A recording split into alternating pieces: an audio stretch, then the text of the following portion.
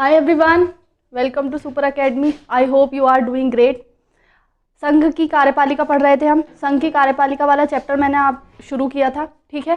उसमें हमारा last pillar रह रहा था भारत के महान्यायवादी, अटॉर्नी जनरल ऑफ इंडिया। इस वाले लेक्चर में इसको कवर करेंगे। उससे पहले मैं आपको एक रिवीजन करा दूं जो मैंने पढ़ाया था आपको, ठीक है। हम पढ़ रहे थे संघ की कार्यपालिका भाग 5 में। भाग 5 चल रहा था हमारा।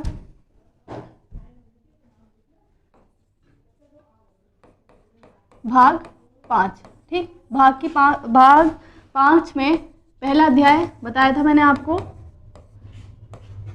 जिसमें वर्णन है संघ की कार्यपालिका। संघ की कार्यपालिका, यूनियन एग्जीक्यूटिव, ठीक है। आर्टिकल 52 से लेके 78 तक, आर्टिकल 52 से लेके 78 तक, 52 से 78 तक संघ की कार्यपालिका का वर्णन है, ठीक। जिसमें संघ की कार्यपालिका में कौन कौन शामिल है? President, vice president, prime minister, union council of minister, है ना, यूनियन काउंसिल ऑफ मिनिस्टर, और अटॉर्नी जनरल ऑफ इंडिया, ठीक। इन पांचों से मिलकर बनती है संघ की कार्यपालिका। संघ की कार्यपालिका president, vice president, prime minister, union council of ministers, वो मैंने आपको कंप्लीट करा दिया है। इसके बाद अटॉर्नी जनरल पढ़ेंगे। अटॉर्नी जनरल पढ़ेंगे। आर्टिकल 52 से 62 तक राष्ट्रपति पढ़ाया मैंने आपको, राष्ट्रपति। नेक्स्ट आर्टिकल 63 से 69 वाइस प्रेसिडेंट, आर्टिकल 63 से 69 वाइस प्रेसिडेंट। आर्टिकल 70 में ऐसी आकस्मिक स्थिति का वर्णन जिसका वर्णन संविधान में नहीं है, उसमें अगर राष्ट्रपति का पद खाली होता है तो उपराष्ट्रपति कार्यवाहक राष्ट्रपति के रूप में कार्य करेंगे। ये किस में कहा गया है? आर्टिकल 70 में। आर्टिकल 71 कहता है कि राष्ट्रपति और उपराष्ट्रपति के निर्वाचन से संबंधित जो भी विवाद हैं उसका निर्धारण कौन करेगा? Supreme court. फिर आर्टिकल 72 राष्ट्रपति की क्षमादान शक्ति, राष्ट्रपति की क्षमादान शक्तियों का वर्णन है आर्टिकल 72 में। आर्टिकल 73 में संघ की कार्यपालिका शक्ति का विस्तार, संघ की कार्यपालिका शक्ति का विस्तार, कि संघ यानी केंद्र सरकार कहाँ कहाँ कानून बना सकती है। फिर आर्टिकल 74 में मंत्री परिषद का वर्णन किया गया है। राष्ट्रपति को सलाह देने के लिए मंत्री परिषद होगी। आर्टिकल 75 मंत्री परिषद के गठन का प्रावधान करता है। प्रधानमंत्री और मंत्री परिषद के गठन का प्रावधान करता है। प्रधानमंत्री और मंत्री परिषद के गठन का प्रावधान करता है, ठीक। अब आर्टिकल 76 अटॉर्नी जनरल यानी कि भारत के महान्यायवादी से रिलेटेड है। आज इसको कंप्लीट करेंगे। भारत के महान्यायवादी, भारत के महान्यायवादी का मतलब है कि भारत सरकार से संबंधित जितने भी मामले होंगे वो कौन देखेगा? उनको रिप्रेजेंट कौन करेगा कोर्ट में? भारत के महान्यायवादी। यानी कि ये भारत के सर्वोच्च विधि अधिकारी होते हैं। भारत के सर्वोच्च विधि अधिकारी होते हैं। कौन होते हैं? आर्टिकल 73 में 76 में अटॉर्नी जनरल, भारत के महान्यायवादी का वर्णन किया गया है, ठीक। आर्टिकल 76 के क्लॉज 1 में इनकी नियुक्ति और कार्यकाल से संबंधित प्रावधान किए गए हैं, ठीक है। इनकी योग्यता के बारे में बताया गया है। इनकी योग्यता कितनी होनी चाहिए? इनकी योग्यता सुप्रीम कोर्ट के चीफ जस्टिस और सुप्रीम कोर्ट के जज के बराबर इनकी योग्यता होनी चाहिए, ठीक है। इसको आज कंप्लीट करेंगे। भारत के महान्यायवादी, attorney general of India. Bharat के महान्यायवादी, लास्ट पिलर संघ की कार्यपालिका के। आर्टिकल 76 में इनका वर्णन दिया गया है। आर्टिकल 76 में अनुच्छेद 76 संविधान के भाग 5 अध्याय 1 का लास्ट पिलर। ठीक है, मैं ये आर्टिकल लिखा हुआ है, आर्टिकल 76 के तहत भारत में महान्यायवादी के पद का सृजन किया गया है। भारत के महान्यायवादी के पद का सृजन किया गया है, इसका ध्यान रखना है। भारत का महान्यायवादी जो पद है वो संवैधानिक पद है। संवैधानिक पद है क्योंकि इसका वर्णन संविधान में दिया गया है, संवैधानिक पद है। ठीक है, महान्यायवादी भारत सरकार के सर्वोच्च विधिक अधिकारी होते हैं, सर्वोच्च विधि अधिकारी होते हैं। भारत सरकार के जितने भी मामले होंगे वो कौन देखेगा, उनका रिप्रेजेंट कौन करेगा, सुप्रीम कोर्ट में, हाई कोर्ट में, डिस्ट्रिक्ट कोर्ट में कौन करेगा, अटॉर्नी जनरल। तथा भारत सरकार को विधिक मामलों पर सलाह देते हैं, विधिक मामलों पर सलाह देते हैं सर्वोच्च विधि अधिकारी होते हैं। उच्चतम न्यायालय तथा उच्च न्यायालय में भारत सरकार का प्रतिनिधित्व करते हैं। भारत सरकार का प्रतिनिधित्व करने का काम किसका है, अटॉर्नी जनरल ऑफ इंडिया का। ठीक है, किस में दिया गया है, आर्टिकल 76 में। उनकी नियुक्ति कार्यकाल, ठीक, आर्टिकल 76 के क्लॉज 1 में उनकी नियुक्ति और कार्यकाल से संबंधित प्रावधान किए गए हैं। महान्यायवादी की नियुक्ति संघीय मंत्रिपरिषद, संघीय मंत्रिपरिषद यानी कि प्रधानमंत्री की सलाह पर राष्ट्रपति द्वारा की जाती है। प्रधानमंत्री की सलाह पर राष्ट्रपति द्वारा की जाती है। अटॉर्नी जनरल यानी महान्यायवादी की नियुक्ति राष्ट्रपति द्वारा की जाती है। वह राष्ट्रपति के प्रसाद पर्यंत अपना पद धारण करते हैं। आपको ध्यान रखना है कि कौन कौन राष्ट्रपति के प्रसाद पर्यंत पद धारण करते हैं, ये पीछे पूछा गया है। ठीक है, तो किसके द्वारा की जाती है, प्रधानमंत्री की सलाह पर राष्ट्रपति द्वारा नियुक्ति की जाती है और वो राष्ट्रपति के प्रसाद पर्यंत अपने पद पर काम करते हैं। प्रसाद पर्यंत का मतलब मैंने आपको पहले भी बताया था कि राष्ट्रपति उन्हें जब चाहें अब उनके पद से हटा सकते हैं। इसके लिए कोई टाइम पीरियड नहीं है, जैसे कि कार्यकाल निश्चित नहीं है। जब कार्यकाल निश्चित नहीं होता है तो इसका मतलब यह है कि राष्ट्रपति उन्हें कभी भी पद से हटा सकते हैं। इसी को बोलते हैं प्रसाद पर्यंत काम करना। ठीक है, राष्ट्रपति किसी समय भी उनको हटा सकते हैं। ठीक है, किसकी सलाह पर हटाएंगे, नियुक्ति भी मंत्रिपरिषद की सलाह पर होती है और उनको हटाने का काम भी मंत्रिपरिषद की सलाह पर किया जाता है। इसके अलावा वो राष्ट्रपति को त्याग पत्र भी दे सकते हैं। अब यहाँ पर ध्यान रखना है वो अपना त्याग पत्र किसको देंगे, त्याग पत्र डिफेक्ट ध्यान रखना है राष्ट्रपति को। अटॉर्नी जनरल अपना त्याग पत्र किसको देंगे, राष्ट्रपति को देंगे और अपने पद से मुक्त भी हो सकते हैं। साथ ही यह परंपरा है कि जब सरकार यानी मंत्रिपरिषद को ही सरकार बोला जाता है, त्याग पत्र दे देती है या उसे बदल दिया जाता है, मंत्रिपरिषद त्याग पत्र दे देगी या भंग हो जाएगी, तो उस स्थिति में महान्यायवादी को भी त्याग पत्र देना होता है। महान्यायवादी को भी त्याग पत्र देना होता है क्योंकि एक यूनिट है और महान्यायवादी की नियुक्ति कौन करती है, मंत्रिपरिषद करती है। इसीलिए मंत्रिपरिषद के त्याग पत्र देने पर उनको भी त्याग पत्र देना होता है, ये ध्यान रखना है। ठीक है, क्योंकि वो मंत्रिपरिषद के प्रति जवाबदेह हैं, उनकी नियुक्ति मंत्रिपरिषद द्वारा की जाती है। इसीलिए जब मंत्रिपरिषद त्याग पत्र देती है तो उनको भी त्याग पत्र देना होगा। यहाँ पर ये इंपॉर्टेंट है, ये ध्यान रखना, त्याग पत्र किसे देंगे, राष्ट्रपति को देंगे और जब मंत्रिपरिषद भंग हो जाएगी तो उनका पद भी समाप्त हो जाएगा। इतना समझ आया। अब योग्यताएं, अटॉर्नी जनरल बनने के लिए किसी व्यक्ति में क्या योग्यताएं होनी चाहिए। ठीक है, अटॉर्नी जनरल भारत का एक बड़ा विधिक पद है, तो इसके लिए क्या क्या योग्यताएं होनी चाहिए। भारत के राष्ट्रपति ऐसे व्यक्ति को महान्यायवादी नियुक्त करता है जो उच्चतम न्यायालय के न्यायाधीश बनने की योग्यता रखता हो। यानी कि इसमें सिर्फ इतना कहा गया है कि जो उच्चतम न्यायालय के न्यायाधीश बनने की योग्यता रखता हो। अब उच्चतम न्यायालय के जो न्यायाधीश हैं उनकी योग्यताएं आर्टिकल 124 के क्लॉज 3 में दी गई है, यानी 124 आर्टिकल 124 के क्लॉज 3 में दी गई हैं कि उच्चतम न्यायालय के न्यायाधीश बनने के लिए क्या क्या योग्यता होनी चाहिए। पहले तो ये उच्चतम लिखा हुआ है, उच्चतम न्यायालय के न्यायाधीश की नियुक्ति की जाने के लिए योग्यताएं, क्या क्या योग्यताएं। पहला तो है भारत का नागरिक होना चाहिए, भारत का नागरिक होना चाहिए। उच्चतम न्यायालय में 5 वर्षों तक न्यायाधीश रहा हो, या उच्च न्यायालय में 5 वर्षों तक न्यायाधीश रहे हों, या उच्च न्यायालयों में 10 वर्षों के लिए अधिवक्ता रहे हों, यानी कि एडवोकेट। किसी उच्च न्यायालय में 5 वर्षों तक तो न्यायाधीश रहे हों या 10 वर्षों के लिए अधिवक्ता यानी एडवोकेट रहे हों। कौन कौन से, 5 वर्षों तक न्यायाधीश रहे हों, 10 वर्षों तक उच्चतम न्यायालय में अधिवक्ता रहे हों और राष्ट्रपति की राय में पारंगत विधिवेत्ता हों। ये पीछे पूछा गया था, ये तीनों तो आसानी से याद रहती हैं, लेकिन पीछे ये पूछा गया था क्या राष्ट्रपति की राय में पारंगत विधिवेत्ता होना महान्यायवादी की एक योग्यता है। तो यस, ये एक योग्यता है, इसको आपको ध्यान रखना है कि उनको राष्ट्रपति की राय में पारंगत विधिवेत्ता होना चाहिए। ठीक है, और बाकी 3 योग्यताएं इसको नोट कर लीजिए।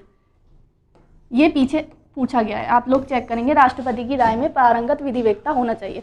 तो ये किस में दिया गया है? अनुच्छेद 124 में। ये महान्यायवादी के लिए नहीं है, ये किसकी योग्यताएं हैं? उच्चतम न्यायालय के न्यायाधीश की योग्यताएं, क्योंकि इसमें यह कहा गया है कि उनकी महान्यायवादी की योग्यता ऐसी होनी चाहिए जो उच्चतम न्यायालय के न्यायाधीश की योग्यता होनी चाहिए। तो इससे इस आर्टिकल को मैच किया गया है।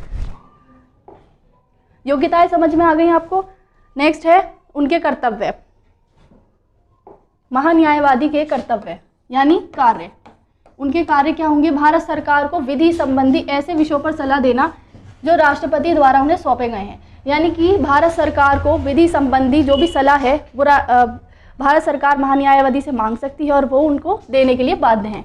विधिक स्वरूप ऐसे न्याय कर्तव्यों का पालन करना जो राष्ट्रपति द्वारा सौंपे गए हैं। विधिक स्वरूप जो राष्ट्रपति द्वारा उन्हें सौंपे जाएंगे वो उन पर कार्य करना। संविधान या अन्य किसी विधि द्वारा प्रदान किए गए कृत्यों का निर्वहन करना, जो संविधान ने उन्हें कार्य दिए हैं उनका निर्वहन करना, ये उनका कर्तव्य है। इसके साथ साथ राष्ट्रपति महान्यायवादी को निम्नलिखित कार्य सौंप सकते हैं। भारत सरकार से संबंधित मामलों को लेकर उच्चतम न्यायालय में भारत सरकार की ओर से पेश होना, जो उनका मेन काम है या मेन प्रोस्पेक्टिस है, क्या है? यही है कि वो भारत सरकार की ओर से भारत सरकार के प्रतिनिधित्व सुप्रीम कोर्ट, हाई कोर्ट और डिस्ट्रिक्ट कोर्ट्स में करते हैं। मेजरली कहाँ करते हैं? सुप्रीम कोर्ट में करते हैं। संविधान के अनुच्छेद 143 के तहत राष्ट्रपति द्वारा उच्चतम न्यायालय में भारत सरकार का प्रतिनिधित्व करते हैं। उच्चतम न्यायालय में भारत सरकार का प्रतिनिधित्व करना उनका कर्तव्य है। फिर भारत सरकार से संबंधित किसी मामले में उच्च न्यायालय में सुनवाई करना। अभी मैंने आपको बताया उच्चतम न्यायालय या उच्च न्यायालय में भारत सरकार का प्रतिनिधित्व या भारत सरकार से संबंधित जितने भी मामले होंगे उनका प्रतिनिधित्व कौन करेगा? Attorney general of India. ये उनके कर्तव्य है। मेजरली आपको यही ध्यान रखना है, यहाँ पर लिखा गया है, ठीक है। फिर इसके बाद उनके अधिकार क्या क्या हैं, आपको इतना ध्यान रखना है। महान्यायवादी क्योंकि संघ की कार्यपालिका के सदस्य हैं, उनसे मिलकर संघ की कार्यपालिका बनती है, इसीलिए वो संसद के किसी भी कार्यवाही में भाग ले सकते हैं, ठीक है, बोल सकते हैं, किसी कार्यवाही पर अपना मत दे सकते हैं, लेकिन वोट नहीं दे सकते, सॉरी मत नहीं दे सकते हैं, कार्यवाही में बोल सकते हैं, ठीक है, सदन की सदस्य उसमें भाग ले सकते हैं, लेकिन क्योंकि वो सदन के सदस्य नहीं हैं, संघ की कार्यपालिका के भाग हैं लेकिन संसद के सदस्य नहीं हैं, इसीलिए वो वोट नहीं दे सकते, यानी मतदान नहीं दे सकते, बाकी बैठक में भाग लेंगे, ठीक है। यहाँ पर लिखा गया अनुच्छेद 88 के तहत महान्यायवादी को ये अधिकार दिया गया है, वे संसद के दोनों सदनों की कार्यवाही में भाग ले सकते हैं, ठीक है, विचार व्यक्त कर सकते हैं, किंतु मतदान नहीं कर सकते, बिना मतदान के वो कार्यवाही में भाग ले सकते हैं। अब आपको यहाँ ध्यान रखना है, क्योंकि वो संसद के सदस्य नहीं है लेकिन संसद की कार्यवाहियों में भाग लेते हैं, इसीलिए उनको जितने भी विशेषाधिकार या उन्मुक्तियाँ इम्यूनिटीज़ प्राप्त हैं वो संसद के सदस्यों के समान ही प्राप्त हैं, क्योंकि वो संसद की कार्यवाही में भाग लेते हैं, लेकिन ध्यान रखना है संसद के सदस्य नहीं है, संघ की कार्यपालिका के सदस्य हैं, ठीक है। महान्यायवादी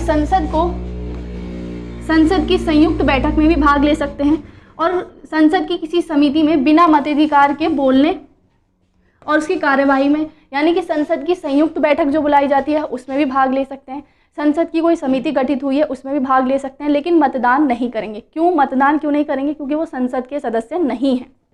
बाकी उनको विशेषाधिकार या इम्यूनिटीज़ जो मिली होती है वो बिल्कुल संसद के सदस्यों की तरह मिली होती हैं।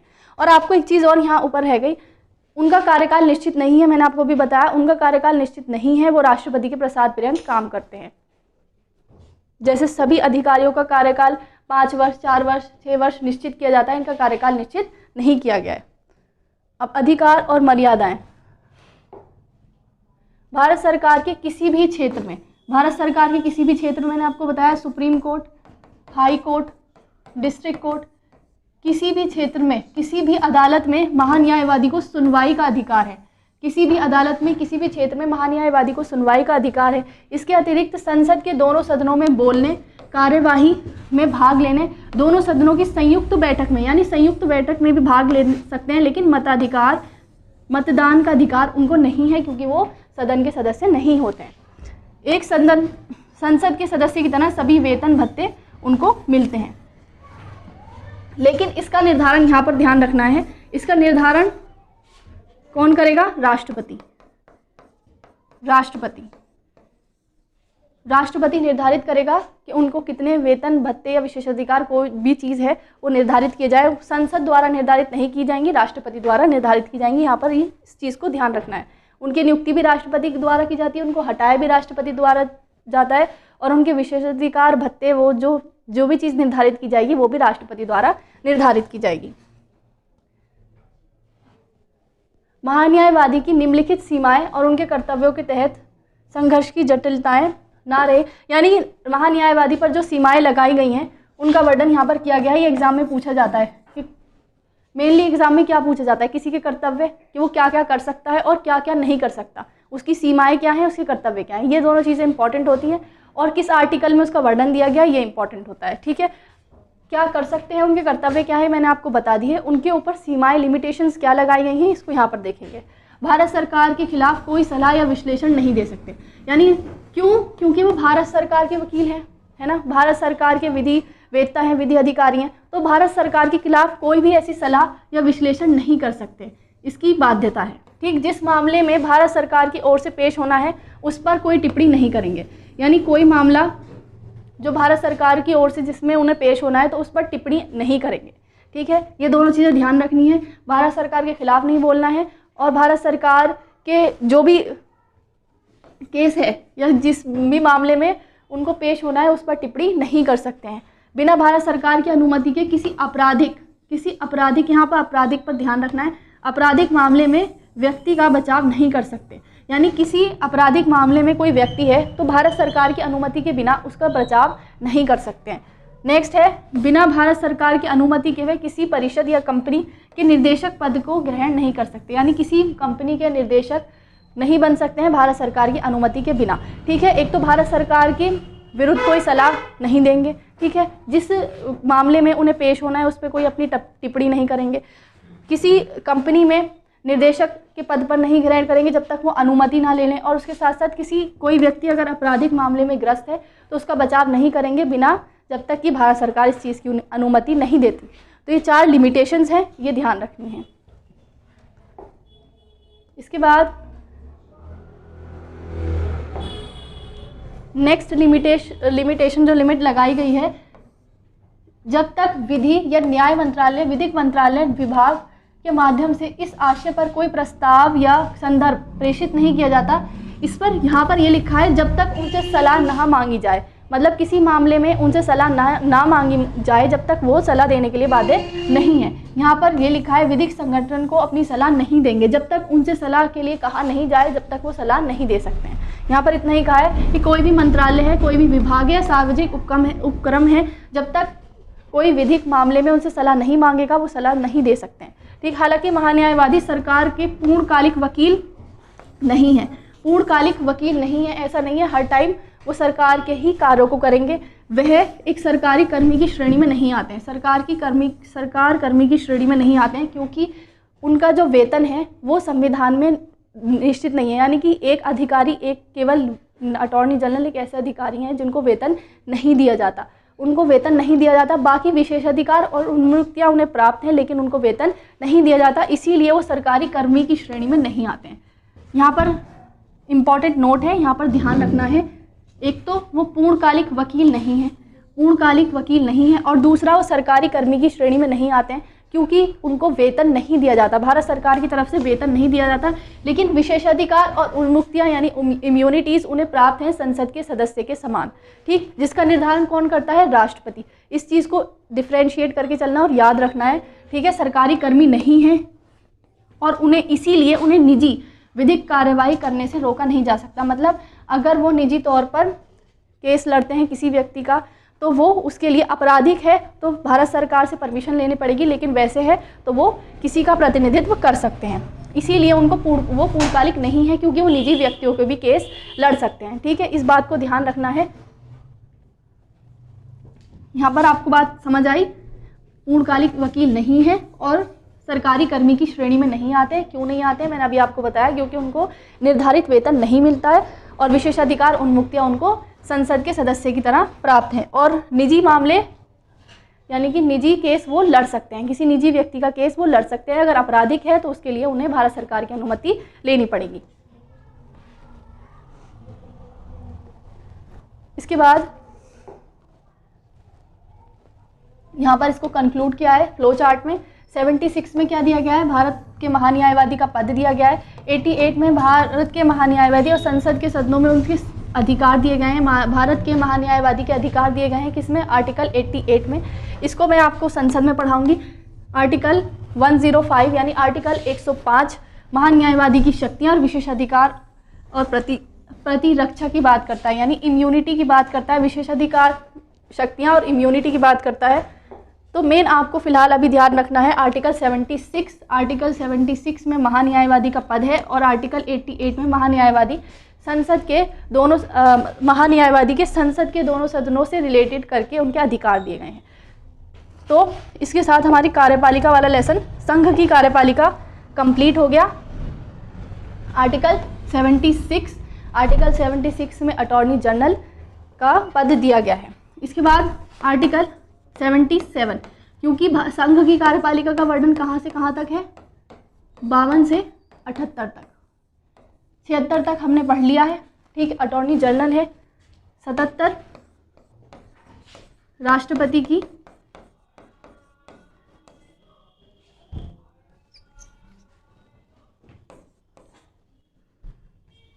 आर्टिकल 77 कहता है कि राष्ट्रपति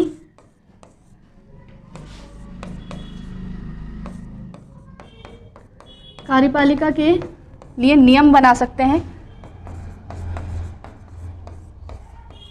ठीक है। आर्टिकल 77 कहता है कि राष्ट्रपति कार्यपालिका के नियम बना सकते हैं। और आर्टिकल 78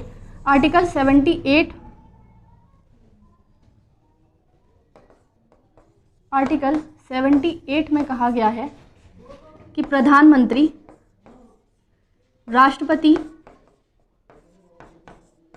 राष्ट्रपति को मंत्रिपरिषद और लोकसभा की कार्यवाहियों से सूचित कराएंगे। यानी कि आर्टिकल 78 कहता है कि प्रधानमंत्री, मंत्रिपरिषद और राष्ट्रपति के मध्य की एक कड़ी है। तो प्रधानमंत्री का कर्तव्य है कि राष्ट्रपति के मांगने पर वो लोकसभा और मंत्रिपरिषद से संबंधित जानकारी उनको दे। तो किस में कहा गया है, आर्टिकल 78 में। मैंने आपको पहले भी पढ़ाया था आर्टिकल 78। इसी के साथ हमारी संघ की कार्यपालिका वाला लेसन कंप्लीट हो जाता है, ठीक है। आर्टिकल 78 कंप्लीट हो गया। इसके बाद हमारा इसके आगे का चैप्टर शुरू होगा जिसमें हम संसद को पढ़ेंगे, ठीक है। फिलहाल आपको ध्यान रखना है आर्टिकल 78 तक मैंने आपको कंप्लीट करा दिया है। संघ की कार्यपालिका आपकी कंप्लीट हो गई है। नोट्स बनाने हैं और ध्यान रखना है इस चीज़ का कि आपको शॉर्ट नोट्स ज़रूर बना लें, ठीक है। ये कंप्लीट करा दिया है आपका lecture. Thank you so much.